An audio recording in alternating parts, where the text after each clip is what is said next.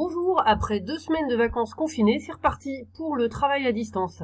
Et dans cette vidéo, des indications pour les exercices que nous ferons lundi 4 mai.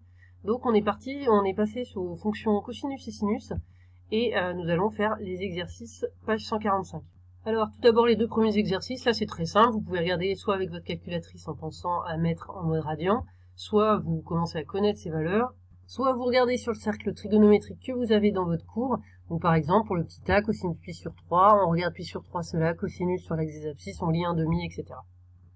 Exercice numéro 3, page 145. Alors là, on va vraiment avoir besoin du cercle trigonométrique, donc il faut résoudre ces équations dans l'intervalle moins pi pi. Je vais vous expliquer pour ces deux-là. Donc ici, cosinus x égale moins 1. Donc cosinus, ça se lit sur l'axe des abscisses. Donc moins 1, c'est ici. Alors c'est au bout du cercle. Mais du coup, comme on est entre moins pi pi fermé des deux côtés, et ben on a les deux valeurs moins pi et pi qui sont solutions. Donc vous mettez ensemble S égale avec des accolades moins pi, point virgule pi. Ensuite le petit c, cosinus x égale 1/2. Donc là, toujours sur l'axe des abscisses, on regarde 1/2. Et là, et ben si on trace la droite verticale, vous voyez il y a deux valeurs possibles.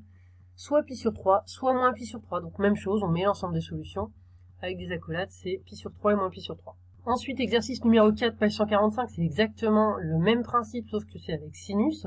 Alors le sinus, il se lit sur l'axe des ordonnées. Donc par exemple pour le petit a, sinus x égale moins 1 c'est ici. Et donc, eh bien, il n'y a qu'une seule valeur, c'est comme angle, c'est moins pi sur 2. Il n'y a qu'une seule valeur qui est dans cet intervalle. Donc là, une seule solution. Pour le petit c, par exemple, donc sinus x égale moins 1/2, on est ici, toujours sur l'axe des ordonnées. Donc moins 1/2, c'est ici en pointillé vert. Donc vous voyez, il y a deux valeurs, moins pi sur 6 et moins 5 pi sur 6. Donc pareil, vous mettez l'ensemble des solutions avec ces deux valeurs. Numéro 5, cette fois, il s'agit de résoudre des inéquations. Là aussi, on va avoir besoin du cercle trigonométrique. Alors, bon, pour le petit a, là, c'est un petit peu spécial, puisque c'est sinus x inférieur ou égal à 1. Regardez dans votre cours, sinus x, c'est toujours inférieur ou égal à 1. Donc là, c'est l'intervalle complet, c'est toujours vrai. Alors, pour le petit b, il faut résoudre sinus x strictement plus grand que 1/2. Donc, sinus, c'est toujours sur l'axe des ordonnées, 1/2, c'est ici. Donc, on va regarder tous les angles pour lesquels le sinus est plus grand, donc tout ce qui est au-dessus. Alors, tout ce qui est au-dessus, ça correspond par rapport à un cercle à tout ce qui est ici au-dessus donc de cette ligne pointillée verte. Voilà, j'ai essayé de dessiner dessus, c'est assez moche, mais bon, pour vous expliquer que donc on regarde tout ce qui est au-dessus d'1/2 en sinus, donc c'est tous les angles qui vont de là à là, c'est-à-dire de pi sur 6 à 5 pi sur 6. Donc l'ensemble des solutions, c'est cet intervalle. Les crochets sont stricts parce que là, c'est strictement plus grand.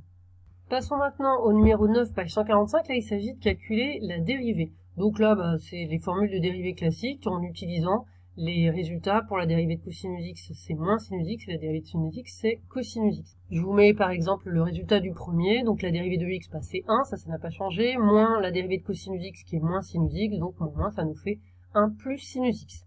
Donc après, c'est les formules de dérivée classique. Attention, pour le petit b et le petit d, on a des produits, donc il faut utiliser la formule de produit. La dérivée de u fois v, c'est u'v plus uv'.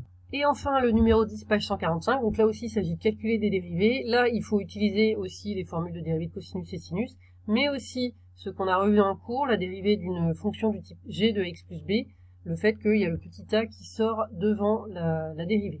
Donc pour vous montrer l'exemple du petit a, ici la fonction g c'est cosinus, petit a vaut 2, petit b vaut 0 par rapport à ces notations.